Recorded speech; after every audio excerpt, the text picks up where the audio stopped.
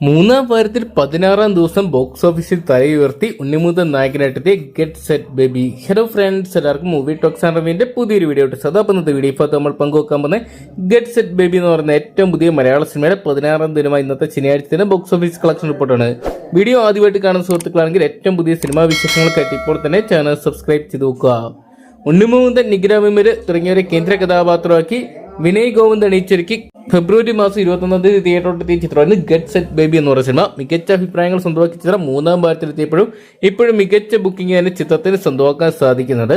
മൂന്നാം വാരത്തിലും 16-ാം ദിവസം ചിത്രത്തിന്റെ കളക്ഷൻ ഉയർന്നു എന്ന് തന്നെ വേണം പറയാൻ. ഏകദേശം 9 മുതൽ 10 ലക്ഷം രൂപയോളം ചിത്രത്തിന്റെ കഴിഞ്ഞ ദിവസങ്ങളെ അപേക്ഷിച്ച് കളക്ഷനിൽ വലിയ രീതിയിലുള്ളൊരു വർധനവ് വന്നിട്ടുണ്ട്.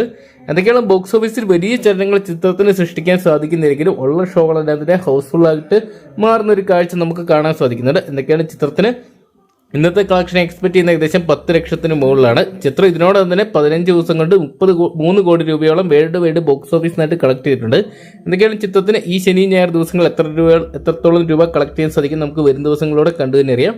അപ്പോൾ ഗെറ്റ് സെറ്റ് ബേബി എന്ന് പറയുന്ന ഉണ്ണിമുകുന്ദൻ നായകനായിട്ടെത്തിയ ചിത്രം നിങ്ങൾ ഇതിനോടൊപ്പം തന്നെ കണ്ടിട്ടുണ്ടെങ്കിൽ സിനിമയെക്കുറിച്ചുള്ള നിങ്ങളുടെ വിലയേറിയ അഭിപ്രായം കമന്റ് ബോക്സിൽ പങ്കുവെക്കുക.